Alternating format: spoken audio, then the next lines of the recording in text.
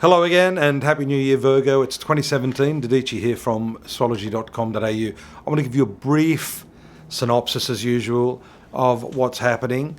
It's a very powerful karmic period for you with the transit of the node, what we call the North Node or Rahu, through your sun sign. And that continues to be the case up until the last week of May 2017, then moving into your 12th house. So this is pushing you further and further into a more self-reflective mode, and that will be around the middle of the year, because that 12th house has a lot to do with your, I guess, inward search, that desire to understand yourself, to get to the bottom of that question, who am I? What is it that is the real me? And that has come about primarily as a result of the ongoing transit of Saturn in your 4th house. Now, for those of you that have been stopping in here to have a listen to me, I've been talking about this for some time, because this is not a slow transit, but we do see that it's continuing presence in your 4th house, and I hope you're sitting down. It will continue till the 20th of December 2017. It's getting a little weaker in its power. Normally these planets have more impact around the middle of the sign. As it exits this towards the last quarter of 2017, you'll start to see a diminishing of the effects. And of course, just recently we see the really lovely trine aspect from Uranus, which is operating from a really deep psychological part of your horoscope. The trine aspect is a favourable aspect and gives you, I guess, some sudden flashes of how to really solve these problems. Now, unfortunately, you're an analytical type. So when it comes to solving problems, you tend to fall back on this mercurial analytical side. However, we see the spontaneous Uranus in Aries lending its assistance to you, giving you those flashes of brilliance, those intuitive insights that sort of short-circuit the conscious brain and give you the results, the answers that you're looking for in this period. And you should avail yourself of that. Don't mistrust what's coming from within yourself. I guess that's also part of the lesson that is ongoing with the position of the North Node in your sun sign of Virgo. It is quite comfortable in that sign, by the way. It is a shadowy sort of influence. It's not a solid object such as a planet, but it is given the same sort of status as a planet, given the effect, especially when we look at eclipses. Speaking of which, there is a lunar eclipse on February 11. That takes place in the sign of Leo, again your 12th house, Virgo. Leo's your 12th house, which relates to spirituality. It's also a very generous sign, and it is the releasing or letting go or giving away, the attrition, the discarding, the elimination of all of those things that are holding you back in life. And by the way, charities are one of the ways that the Eastern astrologers believe you are able to neutralize some of the very malefic influences of these planets. And that, I would be suggesting, will help you during 2017.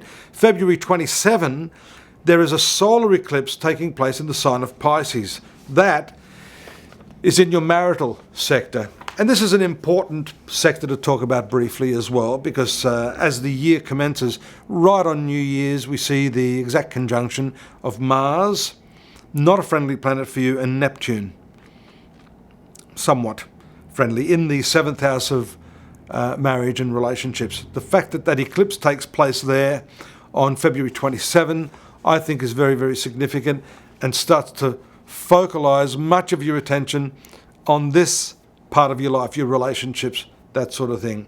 The conjunction of Mars and Neptune makes it difficult sometimes to find a way forward. There could be elements of deception from your partner. Now, don't take that to be a real negative. You know, actors are deceptive. They play different characters, different roles in their work. So there are many ways to read this. However, I get the feeling you may be deceiving yourself in terms of finding solutions to your relationship. And we see that that eclipse taking place on the 27th is smack bang on the date that Mars moves into the 8th house, which is a house of intimacy, sexuality, also another psychologically transformative house in the zodiac. So this is why I'm saying to you that these are pertinent transits. Focus a lot there. We also see Pluto moving through your 5th house. That's going to continue there for years.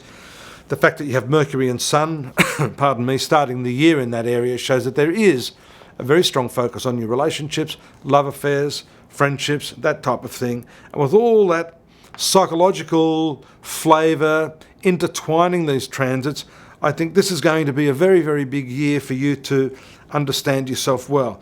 The important thing for you, the key point I'd like to draw to your attention, Virgo, is that aspect of Saturn, although it's weakening, it still causes you to find reason to not be completely happy in yourself.